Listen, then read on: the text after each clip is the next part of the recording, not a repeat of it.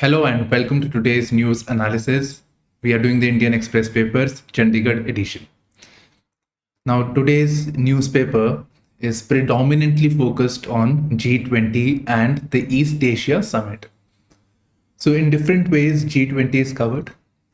We have having an interview of Dr. Manmohan Singh, the ex-Prime Minister of India, and what are his views on the upcoming G20. Then we have a viewpoint of a former diplomat from where we get to know about the genesis or the development of the G20. So the historical background we get over here. Then we have, we are talking about US-India bilateral meeting. So President Biden is coming to India for the G20 summit, but this would be converted into a bilateral summit as well between the two leaders. So this is obviously concerned with the G20 and with India and US relationship. There was a new term that we came across. This was covered in the opinion section, G2 and A2. This is concerning USA and China's relationship and India and China relationship, and how the China factor may create a wedge between US-India relationship. So that has been discussed. Now this one, and these are all part of the editorial and opinion section. There is one more opinion which is of significance. This is concerning Fiscal Responsibility Budget Management Act. Now there is an opinion on this. I have summarized this in a very short format. Okay. Coming to the East Asia Summit, in yesterday's newspaper, there was a reference that Prime Minister Modi will emphasize on the Quad, how Quad is relevant to the Asian region. So that is one thing. Besides, Prime Minister Modi has been saying that Asian region is central to India's Act East policy. This, I think, we can prepare from mains point of view. In fact, this is something that I shared on the Telegram also yesterday, since I could not post the news. Moving on, international same old thing. One important thing was that efforts are being made in normalizing relationship between Australia and China. So efforts are being made in this regard. Then coming to the business section or the economy section, with reference to e-commerce, we do see some unfair practices taking place. These have been referred to as dark patterns. Right? So these dark patterns are being notified by the government, and these are being discouraged through the Consumer Protection Act. The government working on this brief idea we should have. Then rupee is at an all-time high. Then there is an interview of the chair of the Asian Development Bank, and talks about the MDB reforms. Although in the interview there is nothing about MDB reforms, it was only in the heading, but that's a topic that again we can build upon. Okay, now coming to the front page. So first of all, we are doing the article, the interview of former Prime Minister Manmohan Singh. So basically he's saying that this is good that during his lifetime, we see that G20 summit is taking place in India. And he's appreciating the role of the government in this regard. Further, he says that India has a pivotal role to play in shaping the global world order. Right. So these are the two takeaways from the interview of ex-Prime Minister Manmohan Singh. I lost all the highlights actually. I didn't save the file, refresh the page. So yeah, so I'm going by the memory now. Next, this is with reference to the East Asia Summit. So China on mind, Prime Minister says law applies to all in Indo-Pacific, flags territorial integrity. Fine. So Indian Prime Minister is in Jakarta for the East Asia Summit. What is the East Asia Summit? It is Asian countries plus 6 other nations, which includes US, Australia, New Zealand, India as well. Japan also, Japan and China. Okay, so here you see the reference to the laws apply to all in Indo-Pacific. Here the reference is towards China. So what reference is there? See, China has been claiming, imagine this is a Asia map of Asia, China. So China has been claiming the entire South China Sea as their own. They have a map which depicts nine dash line. So which depicts a 9 dash line. And according to this region over here, this region belongs to China. Now, this is not legally feasible. There is an international law concerning the domain of the sea, maritime domain, known as the United Nations Convention on the Law of the Sea. So according to this entire region cannot, these are international waters, plus it has to be shared between the Asian nations also which surround it. So China has been pushing over and taking over this entire region and making more and more encroachments in this. So when they say laws apply to all in the Indo-Pacific, it means law applies to China as well. This is a dig at China. Plus it flags territorial integrity. Now territorial integrity also means the territorial rights of the Asian countries towards the South China Sea. So that is one thing. These have been violated by China. And plus territorial integrity could be in context of India also, that India's land borders like Aksai Chin, Arunachal Pradesh are illegally claimed by China. Right, so these are the main, the ones those have that have been highlighted. Then somewhere here, there was a mention that ASEAN is the central pillar of New Delhi's Act East policy. So this we can elaborate as to how come it is the central pillar of Act East policy. So it could be very simple. It could be in terms of trade potential of this region. It could be with reference to the South China Sea region, and South China Sea region with the dominance of the China, India is seen to be a balancing power. And India is seen to be the provider of the net security architecture.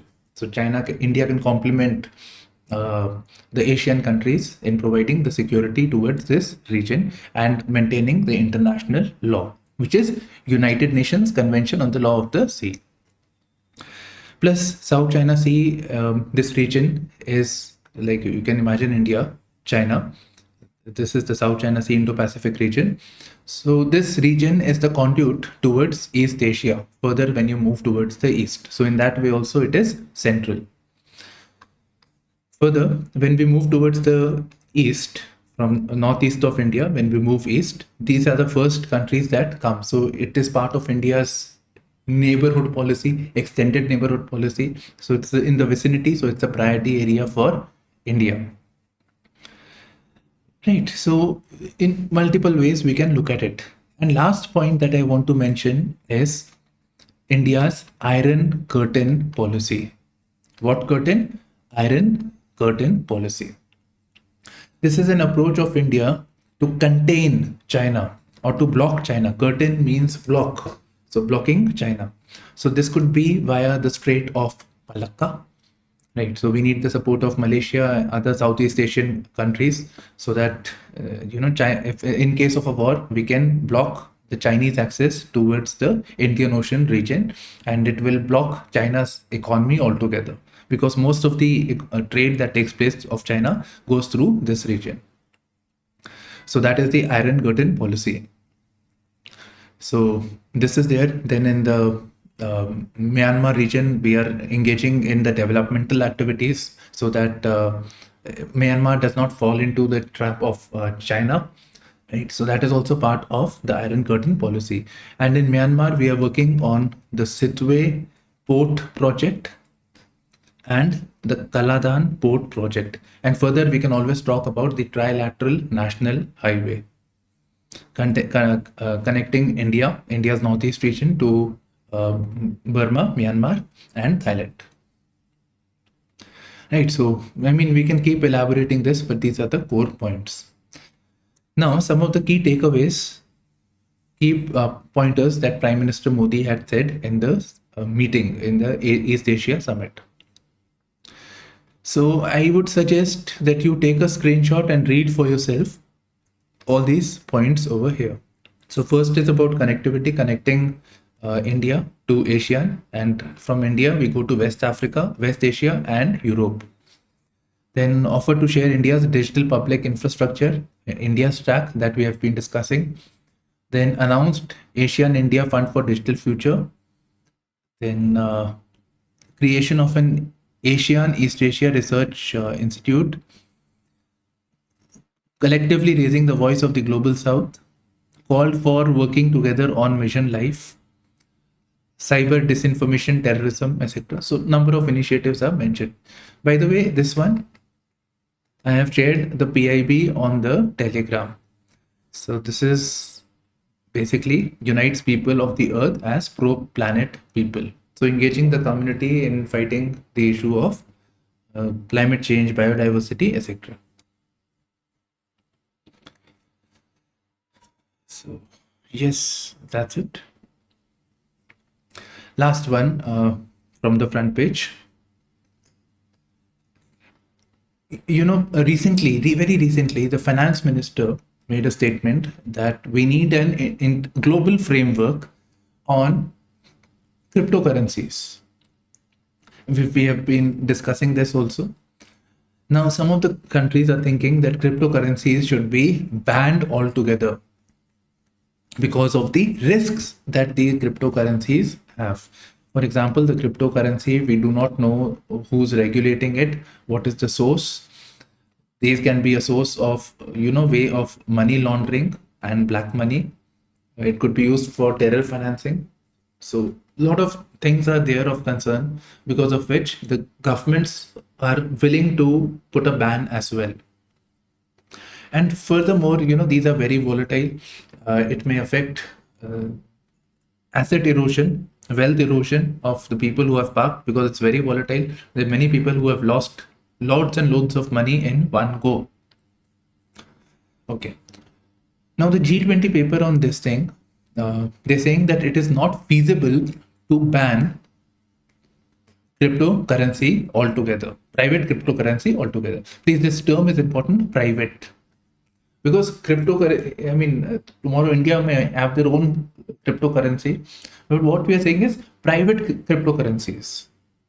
So that may not be feasible, given that there is the global nature of these assets. So one country may ban, it may not affect the other, So they are interconnected world that we live in. So it would be a better approach to have licensing, so that these are the companies that can issue cryptocurrencies. So that could be done. And licensing means that whosoever has gotten a license, they have met the regulatory requirement. For example, when the government issues you a driving license, so they take a test of yours that you are aware of the traffic rules, etc. And the license is basically a certificate of that. So likewise, if their license is issued, it means regulatory abidance is also taking place.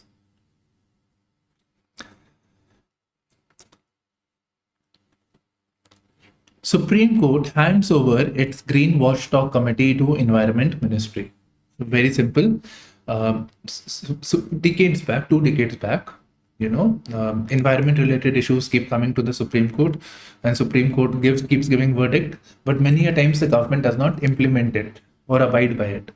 So for this purpose, to see if the compliance is taking place, Supreme Court said that there should be a committee to look into all these issues, environment-related issues coming to the Supreme Court.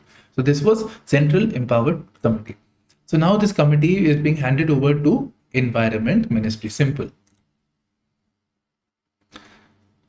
Aditya L1 has taken this photograph of the sun. You can see the day and night difference.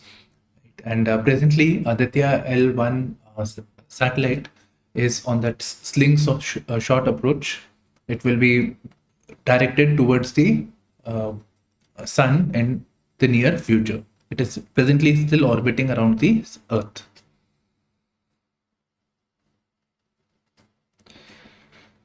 Okay.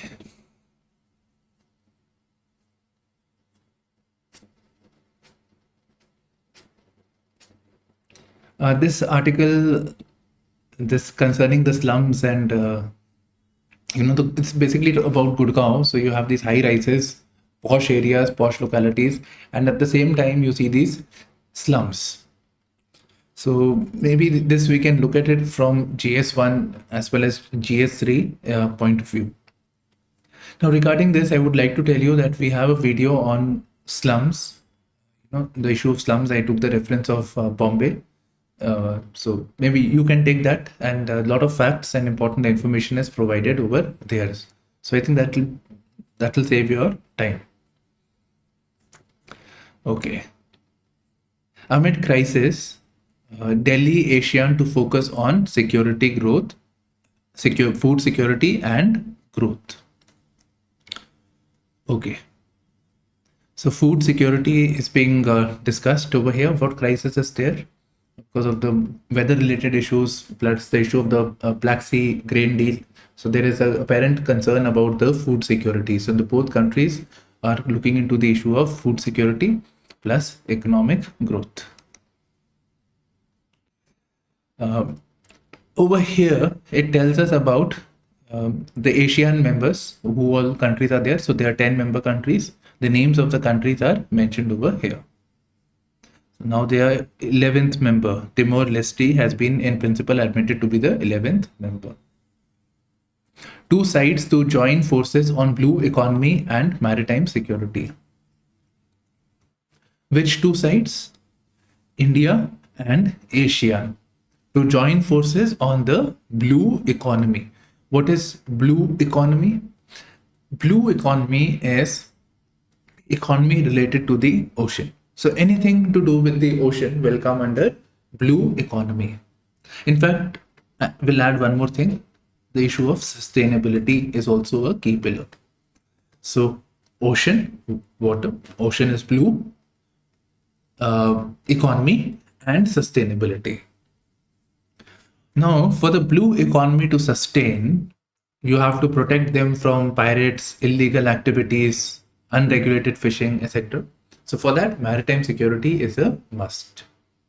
And maritime security, we can also talk about the issue of China. So from that perspective also, we can look at this issue.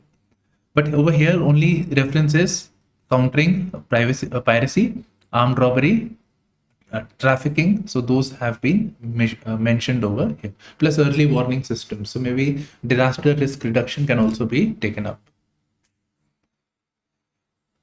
India wants itself to be the net security provider, or wants to be the part of the security architecture of the Asian region. So that in that sense also it fits in very well, maritime security.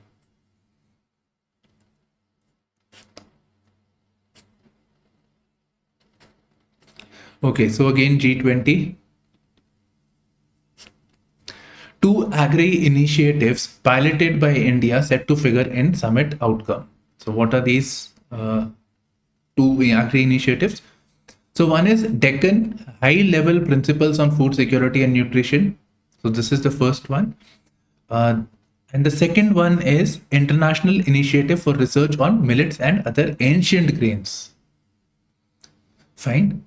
This was done in June 15th in Hyderabad, Deccan, Hyderabad. Okay, so June 15th. And use of digital infrastructure.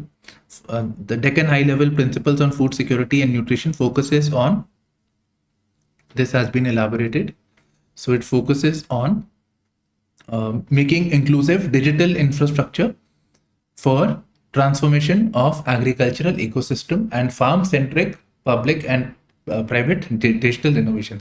So maybe for prelims also this may be asked. So use of digital technologies in the farm sector. Now, how about preparing it from mains also, GS3, as to how digital setup can augment agriculture? What initiatives have been taken? What private initiatives are there? So your answer should have that also. Your notes should have that also. 150 words. I think that's how. But that would be sufficient. Climate change sticking point. Saudi Arabia differs on fossil fuel reference. Okay. You see, G20 is mainly G20 focuses on economic coordination. It was a result of the financial crisis. So economy is the main this thing. But G20's ambit in the recent years have expanded. Political issues are also taken up. Uh, Climate change related issues are also taken up. Right? For example, Ukraine war, political issue, climate related, climate change, those are also coming up. So with reference to climate change, one of the thing is that the G20 committee countries must commit to reduce the fossil fuel usage. Now, naturally, Saudi Arabia is one of the biggest producers of fossil fuel, their biggest exporter. So they have a disagreement on this reference of fossil fuels, right? Because their economy is dependent on it. Okay, and they say that this is not the appropriate forum because many of these countries which produce fossil fuels, they are not part of it. So maybe some other forum should be considered. Okay, so that's it. And by the way, the developed countries, they are wanting that more stringent measures should be taken on use of fossil fuels, more global taxation should be there. So we need to hasten the transformation to cleaner means of cleaner forms of energy. Okay, now this is the article which is which is by the ex-diplomat. He's telling us about the evolution of G20, how G20 comes into being. So he's Mr. J.S. Mukul, ex-IFS. Okay.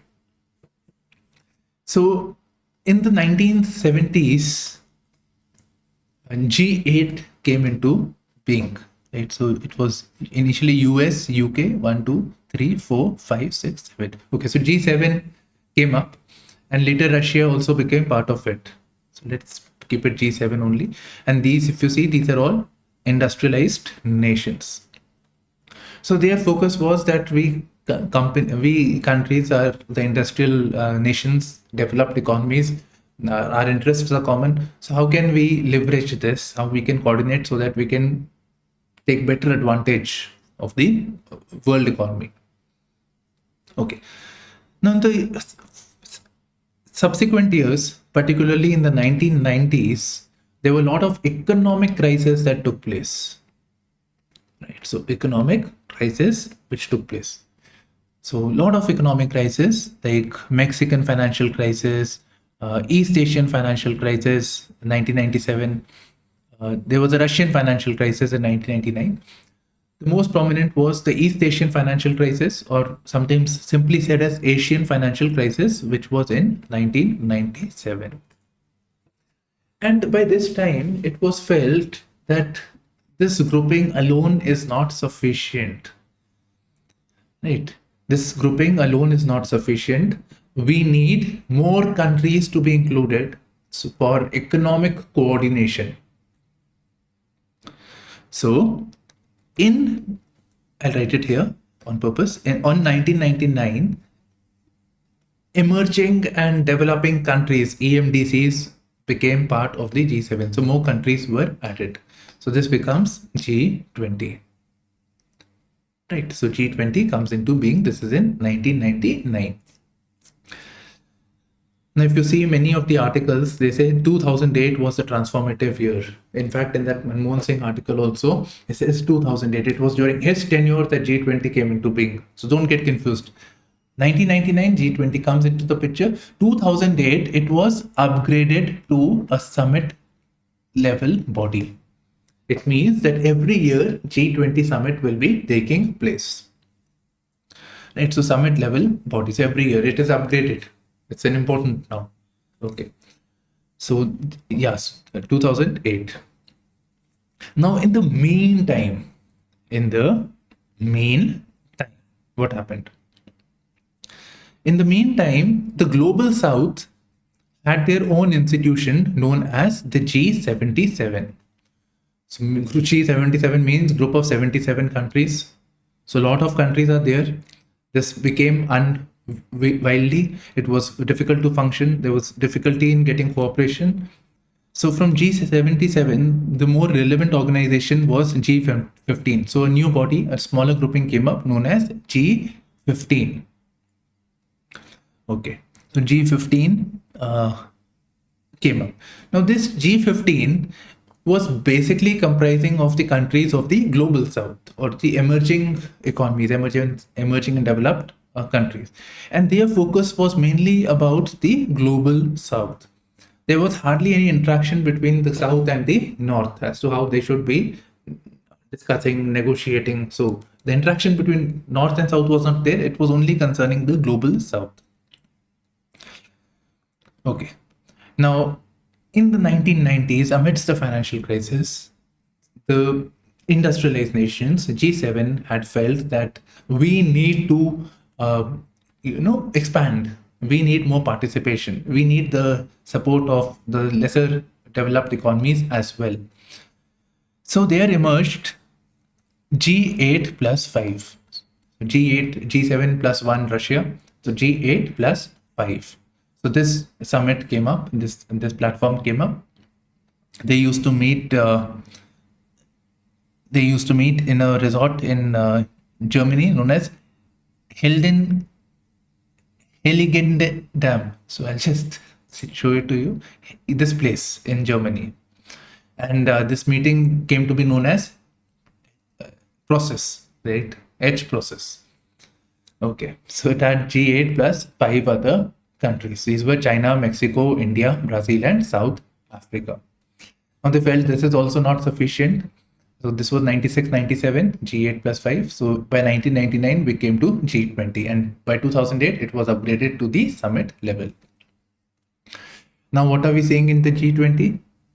In the present times, in the G20, we are seeing there is more emphasis on cooperation with the global south, the voice of the global south. We're talking about it. More participation of Africa. Prime Minister Modi has made a case for entry of the African Union onto the G20. Right, so that change is taking place at the moment. Tamil Nadu to blame for its woes, can't release more after September 12th, says Karnataka to Supreme Court. Okay. This statement is actually by the Supreme Court as well. So thing is, what I want to discuss is river water dispute. This is an important topic.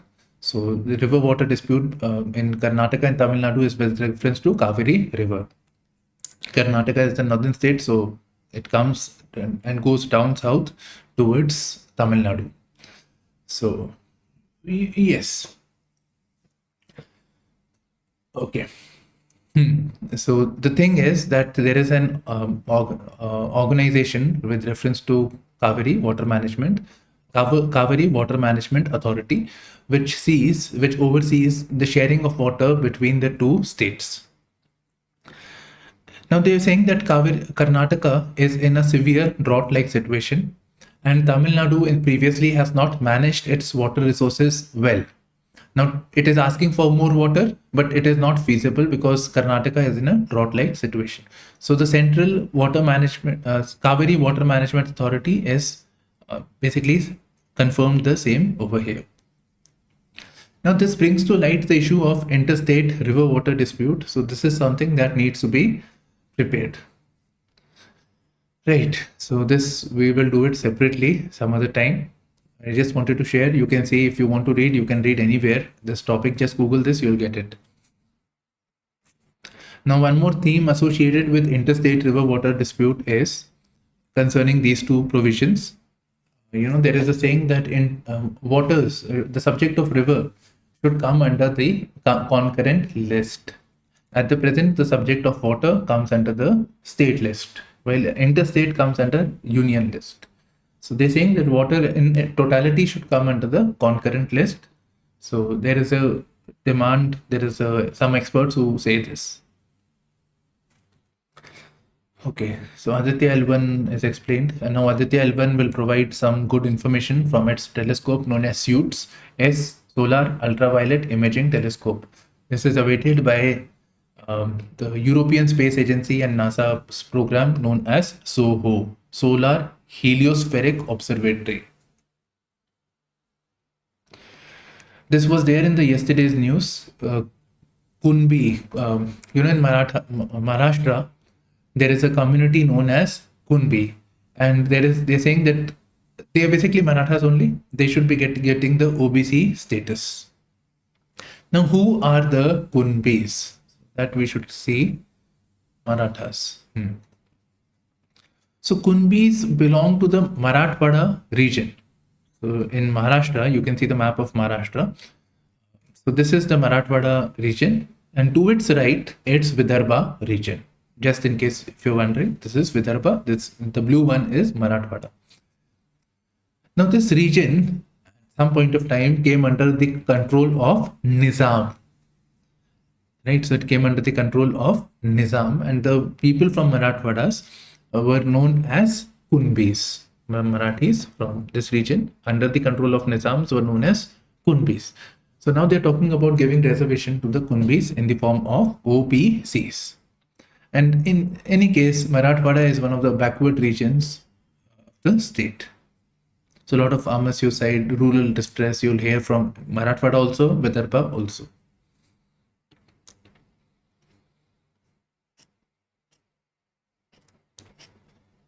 So yeah, so we're doing this, and we're doing this. So this is about Modi-Biden, right? So US-India relationship. We already know there will be a bilateral meeting taking place when G20 is going on, so between the two leaders. So what we are seeing is, if you see the frequency with which these summits, meetings are taking place between the two leaders. So it's very safe to say that there is a deliberate attempt to intensify relationship between US and India. There's a deliberate attempt at intensifying. And when we talk about USA, there are two political parties, Democrats and Republican parties. Both have a similar stance with reference to alliance with India. Right, there is no disagreement in that regard. So yeah, that is intensifying. Now in the recent times, what we may expect is that there may be a Quad summit taking place in India, and we would be having the Republic Day also. So they will try to overlap the two things, and maybe we can have the Quad leaders or just the US president as the chief guest on the Republic Day. Talks are going on with regard to this. So again, reflective of intensification of ties. Now we are going to witness election year, both in US, also in India. So the leaders want that before the elections, they want to intensify further the relationship between the two nations. Now come here. Now in the present bilateral meet, which will take place between Biden and the Prime Minister Modi, they are going to do stock taking. That is, what agreements have been made by US and India. So what is the progress in that regard? So stock taking exercises going on. And in this particular article only is focusing on one thing, but from yesterday's I can tell you more and more things. Okay. So one issue that they are going to talk about is the civil nuclear deal. So they are going to India wants that the US company General Electric helps India build nuclear reactors, and so normal nuclear reactors plus small modular reactors. So two types of reactors would be developed. So these modular reactors can be used domestically with India, or they may be able to export it to other countries. So that is one of the things. Fine, that's clear, that's easy. Okay. Now with reference to this, there is one problem that US side has when in partnering with India, and that is the Civil Nuclear Liability Act. It's very briefly mentioned, Nuclear Liability Act.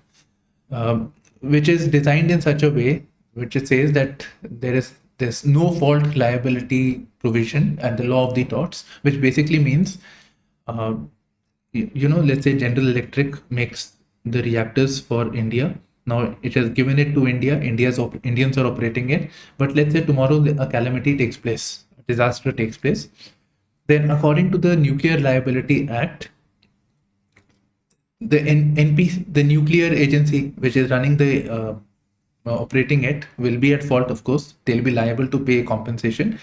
But at the same time, the US entity which designed it, manufactured this, they will also be held liable. So they are not at fault in a way, because but they'll still be liable for design and patent flaws. So maybe for some issue that happened, so they will also be liable. So this is the source of disagreement. That they're saying that once we have supplied, it is your responsibility, it's not ours. And other thing is, we do not know the extent of liability, because if a nuclear disaster takes place, the compensation that has to be paid could be in any amount. So that again is a source of friction between the two nations.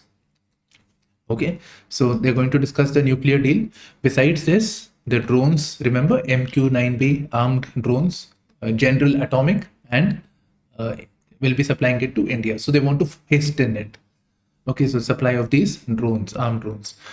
Further, if you can recall, we were getting these engines for aircrafts, the aircraft Tejas, GE, General Electric's F414 engine.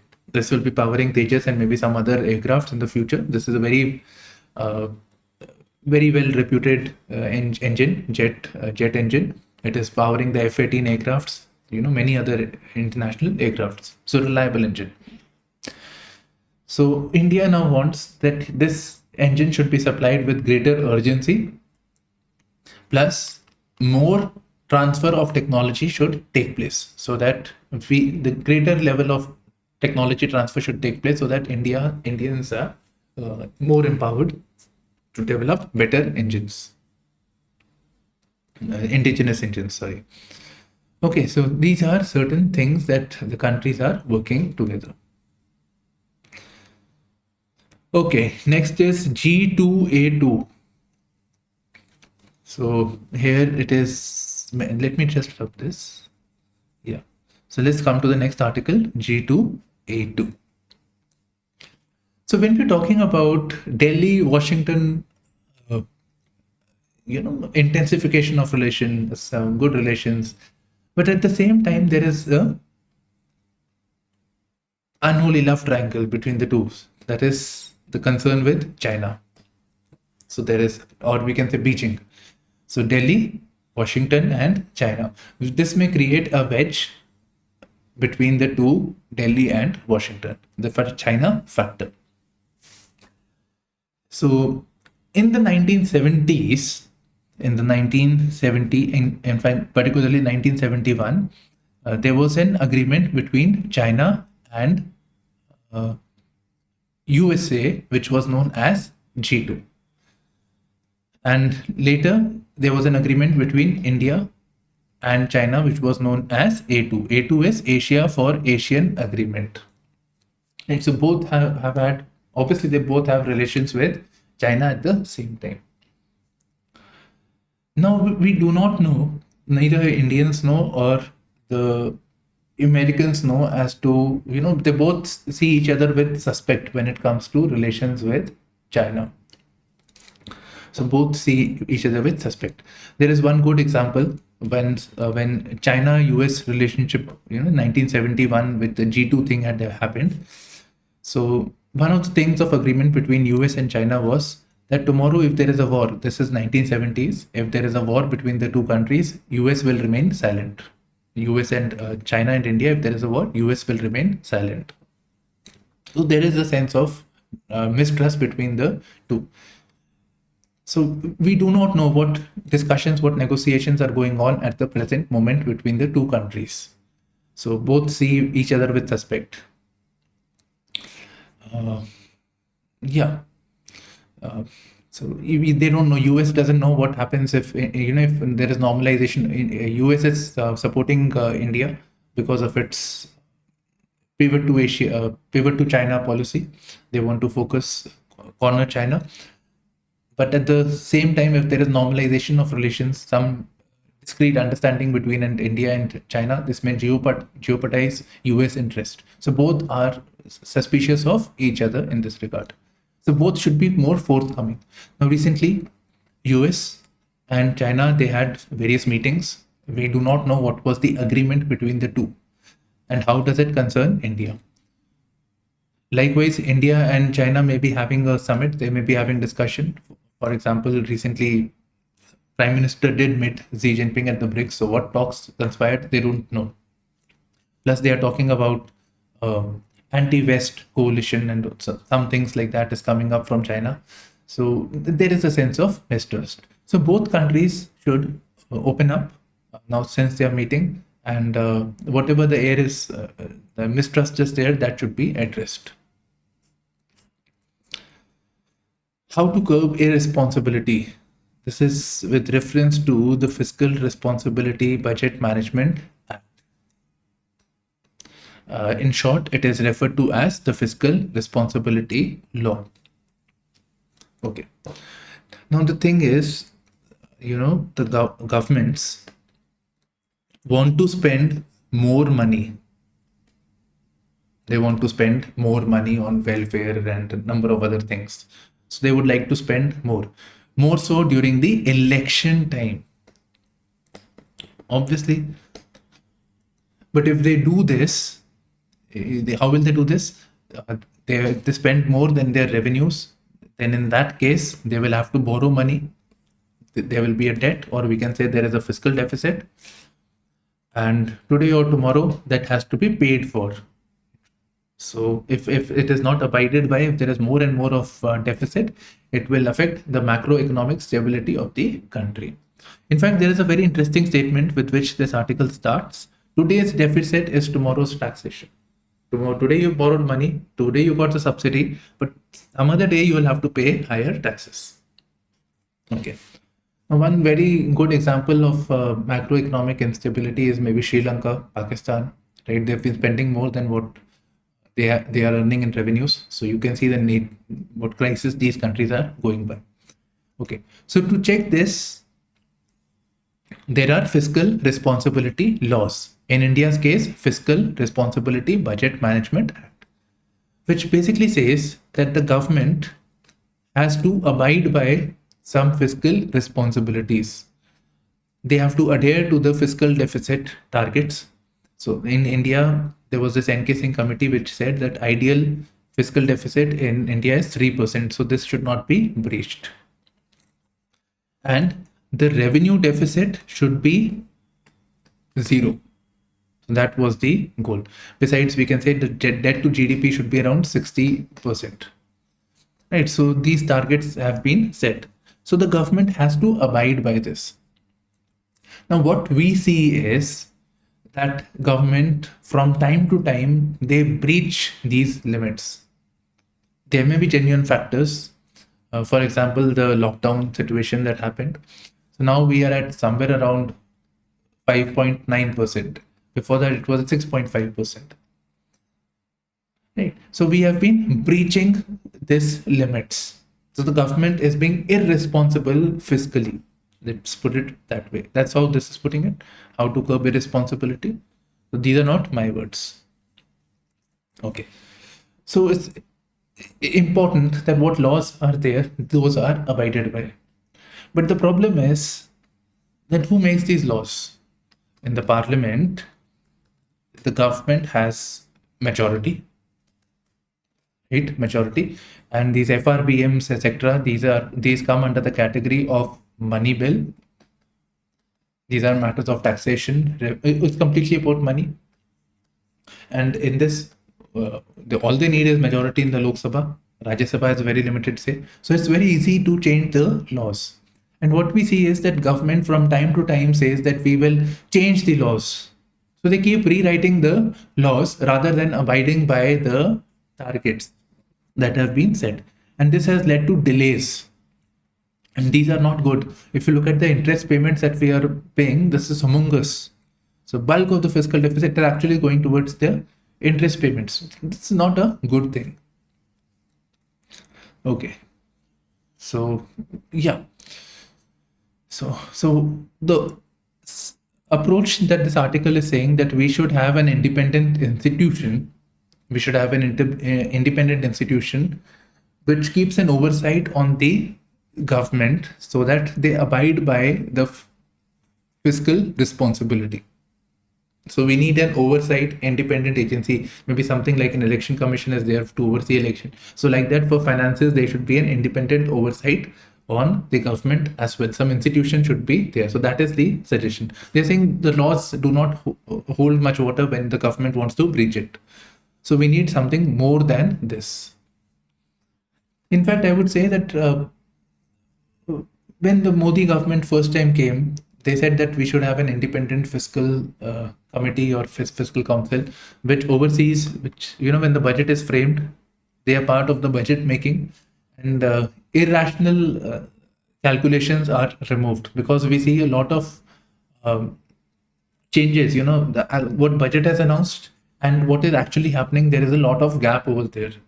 So even that was recommended previously. This was from the PM's Economic Advisory Council itself. The suggestion had come. Coming to the international news, fighting between Taliban and Pakistan Army. Okay. Then we have Australia. I don't like Apple in this. Moving to improve tie. Australia and China initiate high-level talks after 3 years. Right, Australia and China have had a very bad relationship in the previous few years, especially post-pandemic. Okay. So much so that once the Chinese actually threatened Australia that they will fire a missile on them. It was that bad. Okay. So it's particularly during the pandemic. The issues are with reference to telecommunications, 5G, concerns about security, about maritime security, and investigation over the COVID-19 pandemic, the Chinese responsibility towards spreading of the virus. Japan has made 2 attempts to land on the moon, and they are making another attempt in February. Okay. Their rocket is known as SLIM, which is Smart Lander for Investigating Moon. Coming to the economy section, please let's look at these rates. Gold, dollar 83.22, oil 89.87. You see, this has increased. Okay. And further, rupee hits all-time low against US dollar. So we just read here. And why is it so? It's because of increase in crude prices. So you can see the crude prices have increased. So we have to spend more dollars to buy fuel.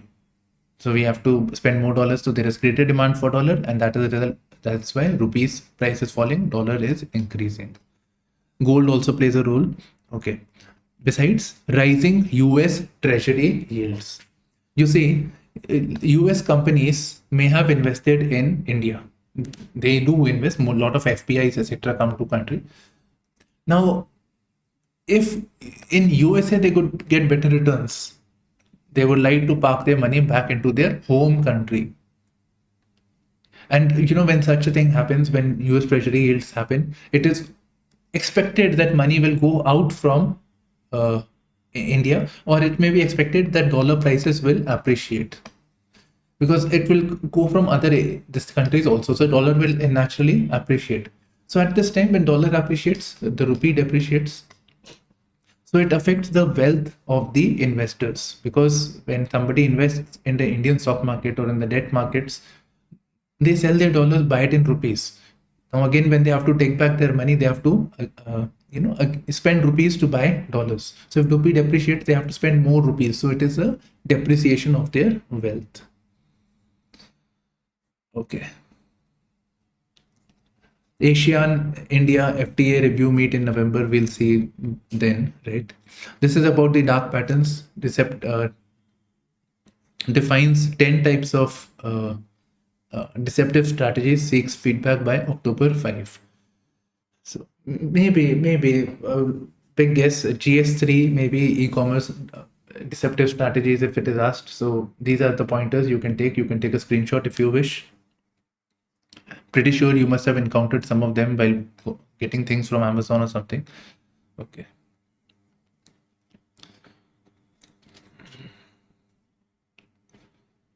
Government seeks more natural gas amid emergency steps to end power cuts. Okay, so maybe shortage of coals. So looking at getting natural gas so that fuel shortage does not take place and power cuts does not take place. So we have electricity shortage in sharp decline in hydro and wind energy output resulted in the country's widest electric shortage in 16 months. So that is the reason.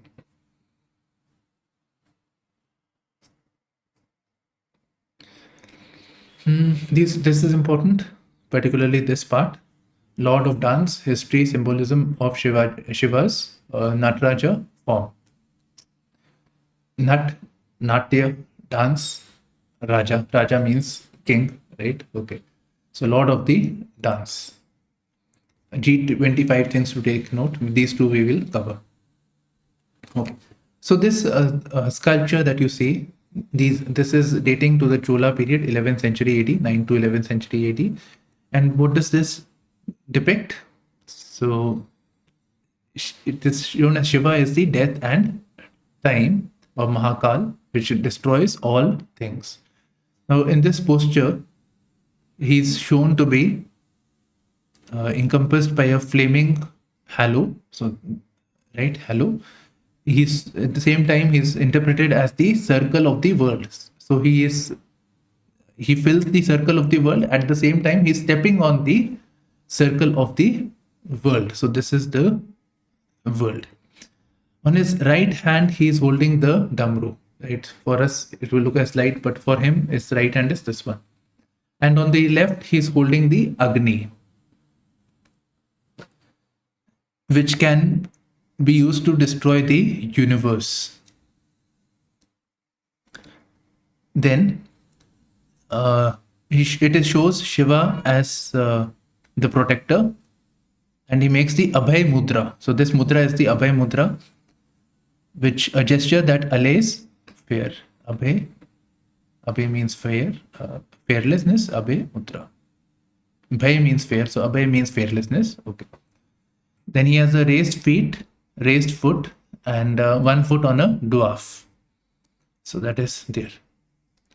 And Nataraja is shown to, Lord Shiva is shown to have a broad smile. A smile at death and life, pain at joy.